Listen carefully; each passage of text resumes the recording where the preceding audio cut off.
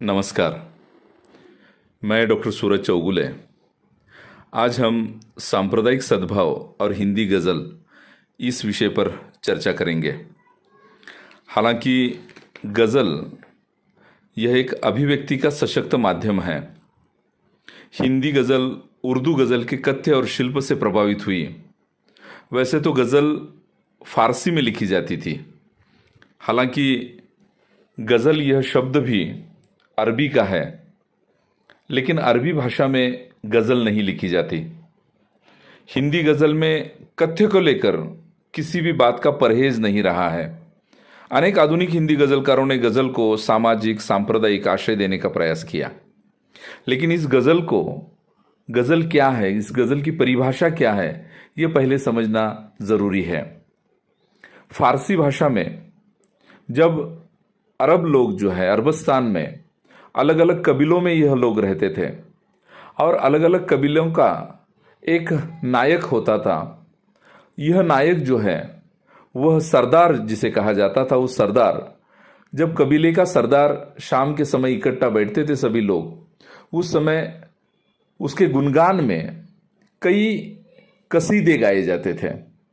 और यह कसीदा जो है, जिसे चारण काव्य भी कहा जाता है, चारण साहित्य भी कहा जाता है, यह कसीदा गाने वाले अनेक कवियों ने कसीदा गाने से पहले दो पंक्तियों का एक तशबीब जो है, जो प्रेम का एक गीत होता था, जो प्रेम गीत के रूप में जाना जाता था, वह गीत गाया किया जाते थे। और यही वजह है कि तशबीब यह जो है वह एक प्रेम गीत था जो कसीदे के पहले गाया जाता था। जब इन अरब लोगों ने यहाँ ईरान पर हमला किया और वहाँ के पर्शियन लोगों पर उन्होंने अपना राज किया, तो उस समय अरबी और फारसी ये दो भाषाएं एक दूसरे में घुल गई। एक दूसरे में दो संस्कृतियां जो हैं वो मिल गई और इन संस्कृतियों का आदान प्रदान होते समय यह जो फारसी भाषा में तशबीब जो है वो आ गया। मतलब अरबी का तशबीब फारसी में आ गया और फारसी कवियों ने उसे बड़े सम्मान के साथ स्वीकारते हुए दो दो पंक्तियों की एक एक कविता अर्थात गज़ल हमारे सामने आई, जो आगे चलकर फारसी में आई, फारसी से उर्दू में आई और उर्दू से आगे चलकर वह हिंदी में आई।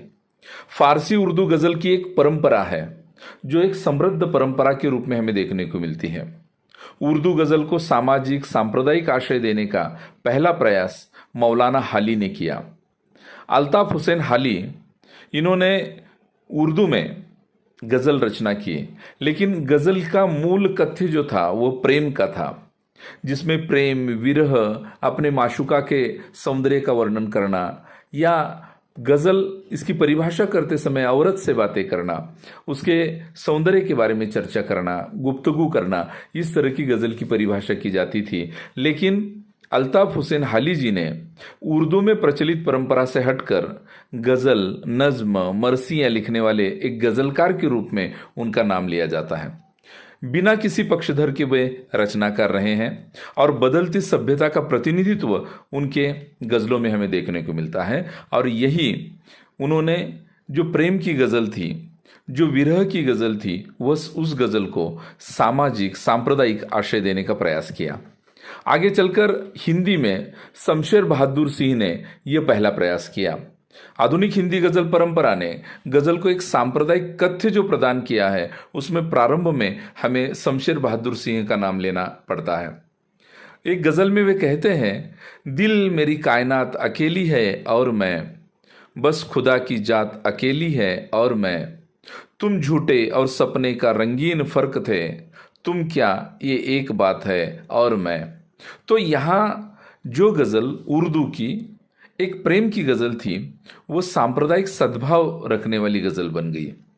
गज़ल के माध्यम से इन कवियों ने सांप्रदायिक संदेश देने का प्रयास किया और यहाँ आदमियों के बीच का अंतर जो है वो दूर करने का प्रयास किया। जहाँ एक और दुष्यंत कुमार जैसे गज़लकारों ने हिंदी गज़ल का कत्ते ही बदल दिया। धर्म के नाम पर चलने वाले अलग अलग आडंबरों को देखते हुए, धर्म के नाम पर चलने वाले अधर्म को देखते हुए उन्होंने इस धर्म को आडंबरों को फटकारने की कोशिश अपने गज़ल के माध्यम से की, जहां वो लिखते हैं कि गजब है सच को सच कहते नहीं वो, कुरानों उपनिषद खोले हुए हैं, मज़ारों से दुआएं मांगते हो, अकीदे किस तरह पोले हुए हैं। तो यहाँ धर्म के नाम पर चलने वाले अलग अलग धर्मों को लेकर उन्होंने बात कही है, चाहे वो हिंदू हो, मुस्लिम हो, अलग अलग जो धर्म हैं, यह धर्म जो है वह अपने अपने जो धार्मिक तत्व हैं या अपने अपनी जो धर्म में बताई हुई सही बातें हैं उन पर कितना चलते हैं, यह भी हमें देखना ज़रूरी है। इस तरह की बात दुष्यंत करते हैं। यहाँ के होमो हवन से, यहाँ के आडंबरों से वे डरते हैं और कहते हैं यह लोग होमो हवन में यकीन रखते हैं, चलो यहाँ से चले, हाथ जल न जाए कहीं। मतलब धर्म के नाम पर जो बातें हो रही है, यहाँ एक और हम देखते हैं कि वैश्विकता की बात हम लोग करते हैं, लेकिन वैश्विकता की बात करने वाला मनुष्य आज जाति जाति में, धर्म धर्म में बटा हुआ है। और इसी बात को चंद्रसेन विराट जैसे आज के आधुनिक गजलकार कहते हैं कि आंधी आंधी चली धर्म की, मनुज मनुज को बांट दिया, सिर्फ घृणा को पनपाया है और प्यार को छाट दिया।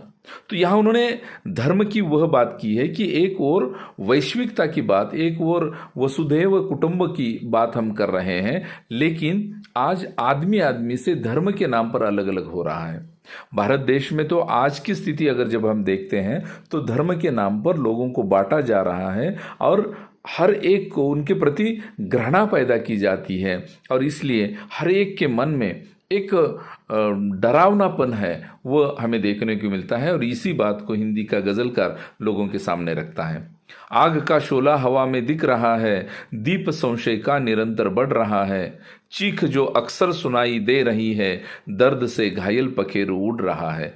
रमेश चंद्र पंत जी इस गजल के माध्यम से हमें यह बताना चाहते हैं कि निरंतर यह जो दीप है, संशय का दीप जो है, मनुष्य के बीच का यह जो संशय है, वो संशय हमारे मन में इस तरह से आ रहा है कि हमारी सामाजिक सांप्रदायिकता और हमारा सद्भाव जो है, इसे कहीं न कहीं चोट पहुंची हुई हमें देखने को मिलती है। चंद्रसेन विराट की इसी बात को लेकर आगे ज़हीर कुरैशी भी इसी बात को लोगों के सामने रखना चाहते हैं। वे कहते हैं सब लोग ही पराये हैं, यह बात सच नहीं, दुनिया के भीड़ में कोई अपना भी देखिए। तो यहाँ यह लोग, हर कोई ये देख रहा है, हर कोई संशय से एक दूसरे की ओर देख रहा है और दुनिया भीड़ में तब्दील हो गई है।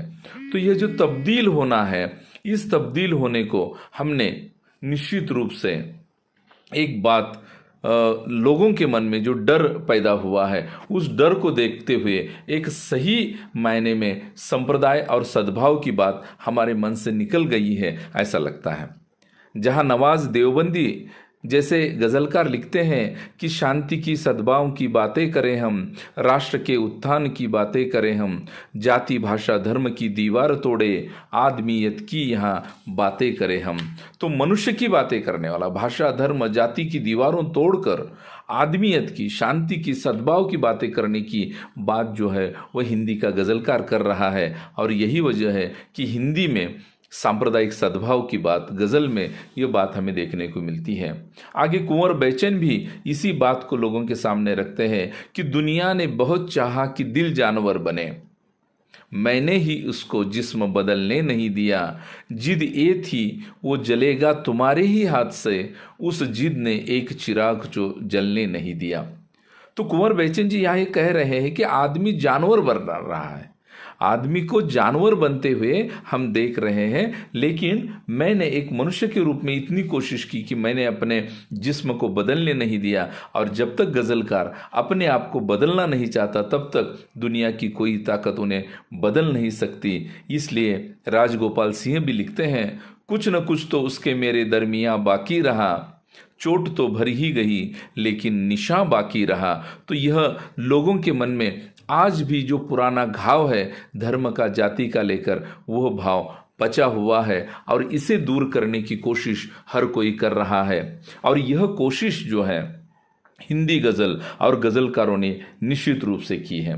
जहां डॉक्टर सरदार मुजावर एक जगह पर लिखते हैं कि हिंदी गज़ल और हिंदी गज़लकारों ने सांप्रदायिक सद्भाव बनाए रखने में अपनी भूमिका हमेशा बखूबी निभाई है, और डॉक्टर विनय वाईकर भी लिखते हैं कि हिंदी और उर्दू को करीब लाने का बड़ा ही महत्वपूर्ण काम गज़लकारों ने किया है। हिंदी को उर्दू से जोड़ना भी एक प्रकार की सद्भावना है। तो निश्चित रूप से यहाँ गोपाल दास सक्सेना जी का एक शेर मुझे याद आता है, जिन्होंने मनुष्य को धर्म और संप्रदाय से अलग होकर एक जगह पर रहने की, एक मनुष्य बनकर रहने की बात कही है। कि वे कहते हैं, काश ऐसी भी मोहब्बत हो कभी इस देश में, मेरे घर उपवास हो जब तेरे घर रमजान हो। तो यह बात जो है हिंदी का गज़लकार करता है। निष्कर्ष रूप में सांप्रदायिक सद्भाव को बढ़ाने और बनाए रखने का सशक्त कार्य हिंदी गज़ल ने किया है। हिंदी गज़लकारों ने धर्म के ठेकेदारों का बखूबी समाचार लिया है और गज़ल के माध्यम से उनके पाखंडों की पोल खोल दी है। टूटती मानवता, संवेदनहीनता हिंदी गज़लकारों को व्यथित करती है। हिंदी गज़ल उसी वेदना का परिपाक है। उर्दू, फारसी गज़ल सूरा और सुंदरी तक सीमित रही है, मगर हिंदी गज़ल ने अखंड विश्व मानव की वेदना को वाणी देने का प्रयास किया है। निश्चितच आज फारसी, उर्दू और हिंदी गज़ल में जो गज़ल यहाँ तक पहुँची है, वह गज़ल आज सांप्रदायिक सद्भाव का संदेश देती है, और यही सांप्रदायिक सद्भाव लेकर आज का गज़लकार आगे बढ़ रहा है। यह इस गज़ल की, हिंदी गज़ल की विशेषता है, ऐसा मुझे लगता है। धन्यवाद।